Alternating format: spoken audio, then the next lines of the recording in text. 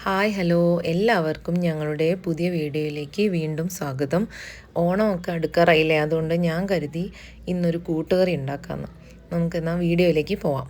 എങ്ങനെയാണ് ഉണ്ടാക്കുന്നതെന്ന് നോക്കാം. അതിനായി ആദ്യം തന്നെ കുതിർത്ത് വെച്ച കടല, ആവശ്യത്തിന് തേങ്ങ, ഒരു പച്ചക്കായ, ചെറിയ കഷ്ണം ചേന, ഇവയെല്ലാം ആവശ്യമാണ്. കുറച്ച് ശർക്കര. ആദ്യമായി നമുക്ക് കുതിർത്ത് വെച്ച കടല ഒന്ന് ചെറുതായി വേവിച്ചെടുക്കാം. കുറച്ച് മഞ്ഞൾപ്പൊടി, ഉപ്പ് ഇവയെല്ലാം ഇട്ട് നന്നായി വേവിച്ചെടുക്കാം.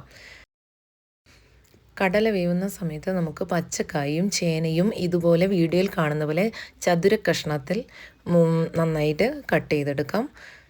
പിന്നീട് നമുക്ക് ഇതിന് ആവശ്യമായ തേങ്ങ അരച്ചെടുക്കാം. കുറച്ച് തേങ്ങ, ചെറിയ ജീരകം, പെരിഞ്ജീരകമല്ല ചെറിയ ജീരകം, നല്ല ജീരകം അല്പം ചേർക്കാം. എന്നിട്ട് നന്നായിട്ട് അരച്ചെടുക്കാം.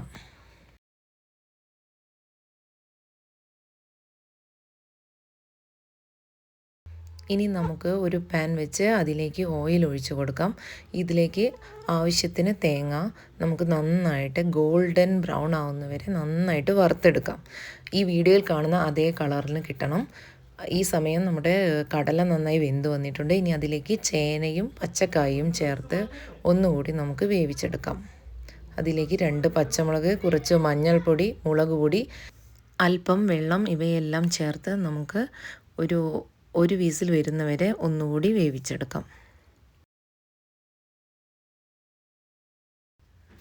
ഒരു വിസിൽ വന്നതിന് ശേഷം നമുക്ക് കുക്കർ ഇറക്കി എല്ലാം വെന്തിട്ടുണ്ടോ എന്ന് നോക്കാം. അതിനുശേഷം നമുക്ക് അരച്ചു വെച്ച തേങ്ങ ചേർക്കാം. അതിനോടൊപ്പം തന്നെ നമുക്ക് ശർക്കര കൂടി ഇതിൽ ചേർത്ത് നന്നായി ഇളക്കിയെടുക്കാം.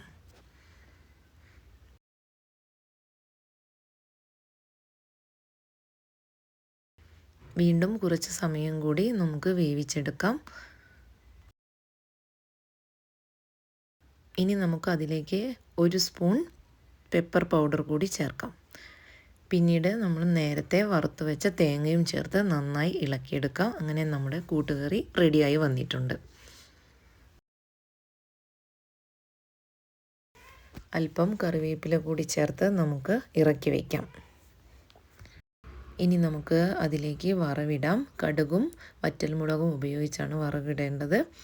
അങ്ങനെ നമ്മുടെ സ്വാദിഷ്ടമായ കൂട്ടുകറി റെഡിയായി. നമുക്ക് മറ്റൊരു പാത്രത്തിലേക്ക് മാറ്റാം. ഇതെല്ലാവരും ഒന്ന് ട്രൈ ചെയ്ത് നോക്കണം.